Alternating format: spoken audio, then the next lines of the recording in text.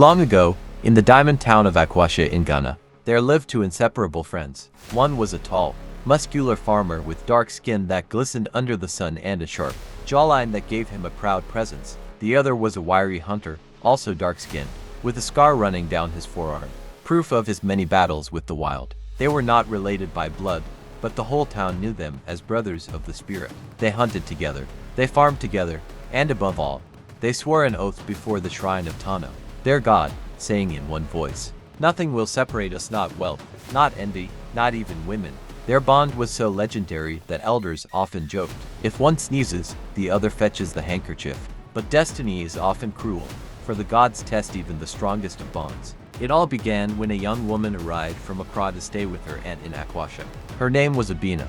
She was unlike anyone the town had ever seen. Her ebony skin shone like polished wood, her waist beads jingled with every step, and her smile carried the sweetness of honey but the sting of pepper. Men in the marketplace lost focus when she passed by, dropping yams from baskets or oversalting their soup. Even married women would whisper warnings to their husbands, "Beware that one, she is not ordinary."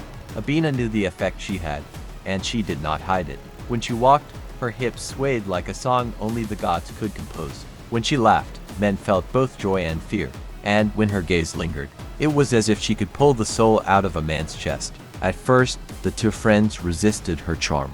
The tall farmer focused on his yam fields. The wiry hunter busied himself in the forest. But Abena was cunning. She studied them the way a hawk studies prey. To the farmer, she showed sweetness, praising his strength and the size of his harvest. To the hunter, she showed wildness, daring him to prove his courage and skill. Little by little, her presence slipped between them like a sharp knife. One evening, under the pale glow of the moon, Abena whispered to the farmer. Her waist beads clicked softly as she leaned close, her breath warm against his ear. "You are the strongest man I have ever seen. Even Accra men cannot compare." The farmer's heart pounded. For a moment, he remembered the oath at the shrine, but her honeyed words drowned it out. The next week, the hunter returned from the forest with a fat antelope. Abena clapped her hands with delight and declared, "You are truly the lion of this land.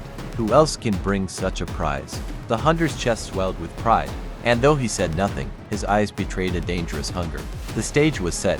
Abena had planted her seeds, and soon the town of Akwatia would witness a scandal that no one would ever forget. Abena was not only beautiful, she was dangerous. Her aunt had warned her, "This town is small. Everyone sees everything.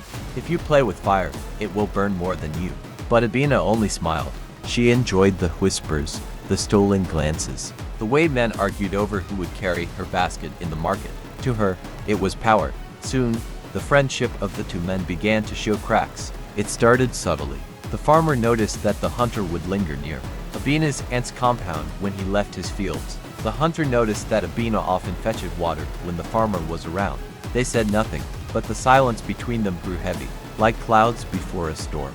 One hot afternoon, the farmer worked shirtless in his field, sweat shining on his muscular chest. Abena walked past with a calabash on her head, her beads jingling in rhythm with her steps. She paused, tilted her head, and said softly, "A man who works this hard deserves a woman who will take care of him."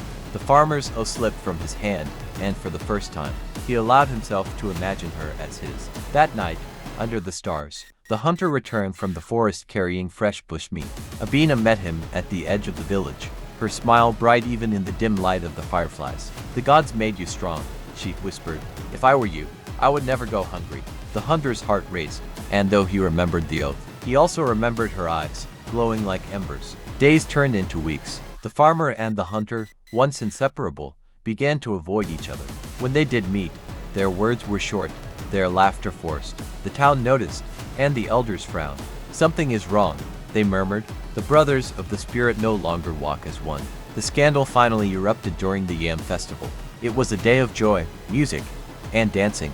Drums thundered, women twirled in colorful cloth, and the air smelled of roasted plantain and palm wine.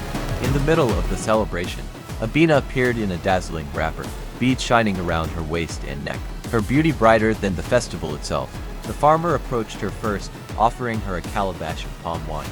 The hunter followed, presenting her with roasted antelope. The crowd went silent. Everyone watched. Abena, with a mischievous smile, accepted both gifts and whispered something into each man's ear.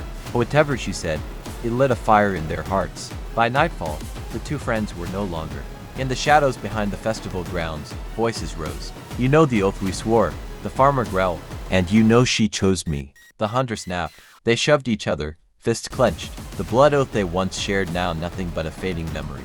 Abena stood a few steps away, her eyes shining not with fear, but with satisfaction. She had broken the unbreakable bond. But the gods of Akwatia were watching, and they do not forgive lightly.